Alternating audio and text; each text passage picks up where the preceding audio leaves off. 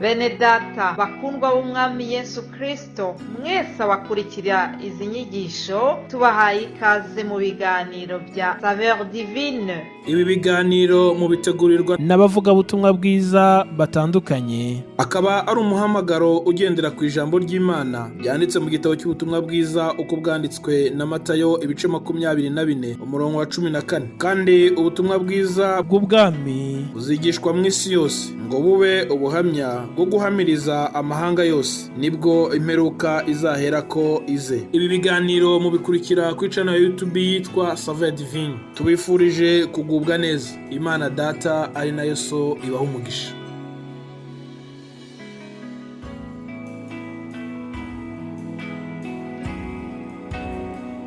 Turagushimiye Mana Data wa twese uri mu ijuru kubwo uyu munsi twongeye kubaho, ukanaduha uyu mwanya mwiza w'igiciro ngo twumve icyo uvugana natwe biciye mu ijambo ryawe. Nuhabwe icubahiro. Rero tugushyize mu biganza uyu mwanya wose, mbana natwe utuganirize nk'uko biteguye, mu izina rya Yesu Kristo umwami wacu, amen. Ndashimiye umwami Imana yongeye kutugirira neza, ikaduha aka kanya keza kuganira ijambo ry'Imana biciye muri kino kiganiro Saveur Divine.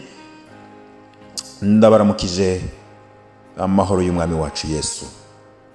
Ndashimiye Imana kuko tugeze kuri uno munsi wa gatanu. Tumaze ibyumweru bibiri turiko turaganira iri jambo rikomeye rivuga ku vyamwa vya mpwemu yera canke imbuto z'umwuka.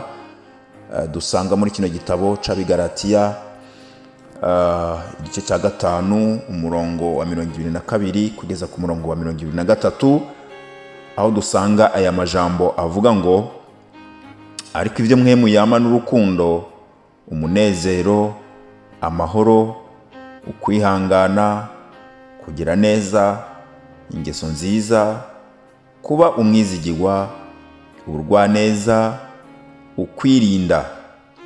Bimeze bityo nta byagezwe bibibuza. Imana ishimwe. Nkuko naremejeje kubivuga, Imana yatugiriye neza muri ibi byumweru bibiri ituganiriza aya majambo akomeye, ivyamwa vya mpwemu yera, imbuto z'umwuka wera. Ni ibi bintu tumaze gusoma birimo urukundo, umunezero, amahoro, ukwihangana, kugira ingeso nziza, kuba umwizigirwa, ubugwaneza no kwirinda. Ibi byose tudondaguye ni vyamwa umuntu wese yakiriye Kristo Yesu ategerezwa kwama. Umwitegereje, umuravye wese, umubonye wese akamusoromwamo urukundo, umunezero, amahoro. Yitegereje wakijijwe akamubonamo kwihangana. Mwisi itarakizwa yitegereje umukristo ikamubonamo ingeso nziza. Abisi bitegereje uwakijijwe bakamubonamo ukwizigirwa. Abisi bitegereza umukristo bakamubonamo ubugwaneza, akaba umugwaneza yoroheje, avugana ubugwaneza, ingeso z'ubugwaneza. Kandi si yitwitegereje ikatubonamwo ukwirinda. Imana ishimwe. Uyu munsi rero turasozereye iyi teme, dusozerera kuri kino camwa cya nyuma kivuga ngo ukwirinda. Imana ishimwe cyane. Ukwirinda mu Kirundi ntikivugitse neza nko mu zindi ndimi. Usomye mu Gifaransa haravuga ngo maîtrise de soi. Tugereranije ni nko kwiboha, kwifata imbere y'ibihe byakubwira ngo kora ibi na cyane cyane ibibi, ariko hakabaho kwiboha, kwizirika ngo imbere yanje hari ikibi, kandi kamere yanje ya muntu irambwira, iransunika, irampinda ngo kora, gikore. Ariko muri ako kanya hakaza kino camwa, iyi ngabire y'Imana itanga yicishije muri Mpwemu Yera ku bizeye bose bagakizwa, ariko kwirinda. Iyo ngabire ikaza muri wewe ikakubwira ngo oya, nibyo koko imbere yawe hari igituma, imbere yawe hari situation iguhindira gukora ikibi, ariko niwifate, niwigumye, niwizirike, niwibohe. Uku niko kwirinda tubona hano nk'icamwa ca Mpwemu Yera dusozerereyeko. Bene data bakundwa b'umwami, nk'uko twavyumvise, twagiye turabiganira ko biciye mu bakozi b'Imana batandukanye, ugukizwa si amajambo gusa, kuvuga ngo twamenye Imana si amajambo gusa, ariko biraherekezwa n'inyifato.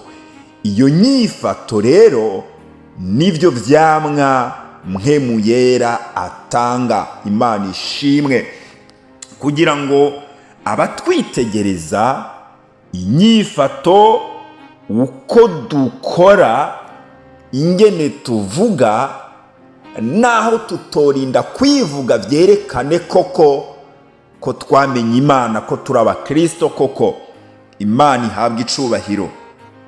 Isi iyo yitegereza abakijijwe, abakristo, ikwiye kubabonamwo urukundo nyago, rutagira agahemo, rutagira uburyarya, urukundo rukomoka ku Mana. Imana ishimwe. Isi ikwiye kubona ku bakristo umunezero ushitse, udatangwa n'ibyo umuntu atunze canke n'ico umuntu arico. Isi yatwitegereza ikabona dutunze amahoro mu mitima, amahoro adaturuka ko twaraye turiye, amahoro adaturuka kuko tuba mu mazu meza canke dutunze ibirara hanze no mu nzu. Isi ikwiye kwitegereza abakristo ikababonamwo ukwihangana, ikababonamwo kugira neza n'ingeso nziza, kuba abizigirwa. Imana ishimwe. Kuba abagwaneza. Ukongera ko ikicamwa ca nyuma twabonye ngo ukwirinda. Ukwirinda nk'uko nabivuze biza mu gihe gikomeye. Ukwizirika biza bikenerwa mu gihe kitoroshe, mu gihe c'intambara, aho kamere muntu ivyuka, kamere yo gukora ibibi ivyuka igahaguruka, igahangana na kamere y'Imana, bikaba intambara ikomeye. Pawulo avuga ngo ngwanya umubiri wanje. Pawulo avuga ngo tumeze nk'abasirikare bama ku rugamba, tugwana n'umubiri, tugwana na kamere muntu, kamere y'icaha, tukayigwanisha kamere y'Imana. Imana ishimwe. Gufata, kuzirika canke kuboha ururimi iyo ugeze muri situation yo gutukwa canke kugawa canke situation ya provocation, aha ukwirinda biraza bigatuma uwamenye Imana aceceka, agahora agafata ururimi, akarinda kanwa kiwe kuvuga amajambo mabi canke amajambo atewe n'umujinya no kurakara. Aha turabona umukristo yageze imbere y'urugamba, bituma ashobora guterwa n'ishavu, akarakara cyane, aho gufata ikintu ngo ugikubite hasi ukimene, ahubwo ukifata ukiboha, kugira ngo muri ako kanya wigumye ntushobore kugira icyo wonona bitewe na situwasiyo utewe cyangwa winjiyemo igutuma ushavura ukarakara. Mu ntambara yo kurwana na kamere, iri jambo ukwirinda, maîtrise de soi, ritubera bouclier, inkinzo, ingabo idukingira kugira ngo dushobore kwifata.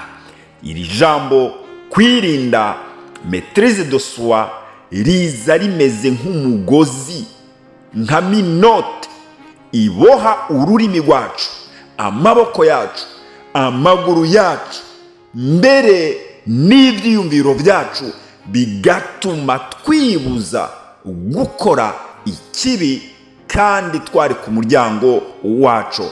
Imana idufashe rero bene data bakundwa b'umwami wacu Yesu Kristo. Imana idushoboze kugira bino vyamwa. Imana idushoboze kwama bino vyamwa, guhabwa no kuzigama, kugumya cyane izi ngabire zose tubona mpemu yera atanga kubizeye Kristo Yesu. Imana ishimwe. Isi itwitegereje, ituboneko, itwamureko, idusoromeko ibi vyamwa mpemu yera atanga. Imana ibaha umugisha, mugire ibihe vyiza, kandi umwami wacu Yesu Kristo abane namwe mwese, abagirire neza. Amen, amen, amen.